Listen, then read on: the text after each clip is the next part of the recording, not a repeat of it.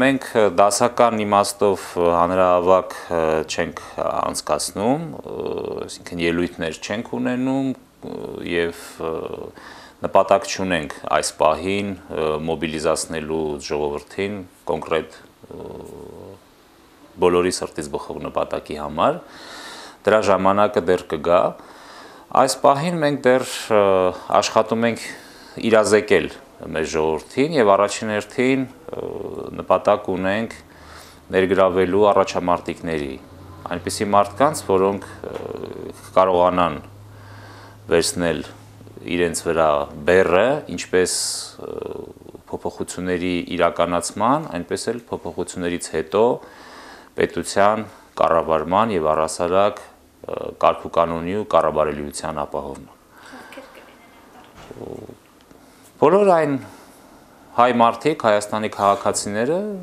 որոնք իրենց մեջ ուժ կգտնեն, կունենան համապատասխան փորձ, գիտելիքներ, հմտություններ, այս կամ այն կերպ, այս կամ այն չափով իրենց ըստ կամավոր ներգրավվածության աստիճանի եւ ծավալի կուզենան մասնակցել եւ կարողանան։ Իդեպ ասեմ, որ կան նաեւ պետական կառավարման համակարգի բավականին թվով ներկայացուցիչներ, որոնք բացահայտ չեն ցույց տալիս իրենց աջակցությունը եւ գործակցությունը, բայց շատ կան նաեւ այդպիսի մարդիկ, որոնք օգնում են, աջակցում են, մասնակցում են ռազմավարական փաստաթղթերի մշակմանը։ Ես այս պահին չեմ ուզում իրենց անունները տալ, բայց դրանք ռեալ մարդիկ են եւ ռեալ աշխատում են։ Լավ, նպատակը հիմնականում ո՞րն է հասնել իշխանափոխության։ Դա անհրաժեշտ մի փուլ է, մի քայլ է, առանց որի հնարավոր չէ իրականացնել համակարգային փոփոխություններ, իսկ նպատակը իրականում շատ մեծ է եւ տասնամյակների առնվազն նպատակ է, հասկանալի է, որ այդ տասնամյակների նպատակը պետք է նաեւ հետագայում նախադրյալներ պարունակում է խնդիր նաեւ ստեղծել նախադրյալներ առհասարակ հետագա մեր ազգային նպատակների եւ իղձերի իրականացման համար։ Իրական նպատակը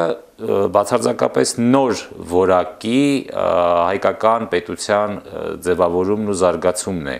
այնպիսի պետության, որը կարողանա ապահովել ես կօգտվեմ Ալեք Ենիգոմշյանի դիպուկ ձևակերպումից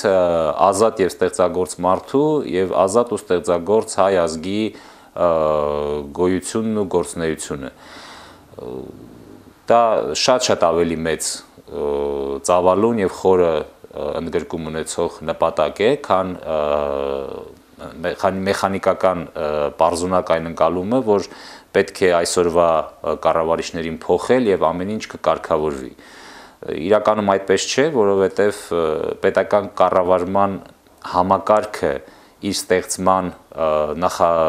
օրվանից իր նախանշանակմամբ, իր բովանդակությամբ, իր ներքին տրամաբանությամբ, իր կարողությամբ ճակերտավոր, այնպիսին է, որ հիմնովին փոխելու կարիք ունի։ Հակառակ պարագայում անձանց փոխելով շատ փոքր փոփոխություններ տեղի կունենան, որոնք ի վերջո նորից կհանգեցնեն նույն վիճակին։ Եթե անգամ այս համակարգի գլխին դնես շատ ազնիվ եւ շատ լավ նկրտումներ ունեցող մարդու, կարճ ժամանակ հետո երկու տարբերակներից հետեւյալ երկու տարբերակներից մեկն ու մեկը տեղի կունենա, կամ այդ մարդը կվերասերվի եւ կդառնա համակարգի նման, կամ որևէ կերպ կհեռանա, իսկ եթե ոչ իրեն կհեռացնեն։ Ինչի օրինակները այս կամ այն չափով ու ձևով մենք մեր վերջին երկու տասնամյակի պատմության ընթացքում մի քանի անգամ ինչին ականատես ենք եղել։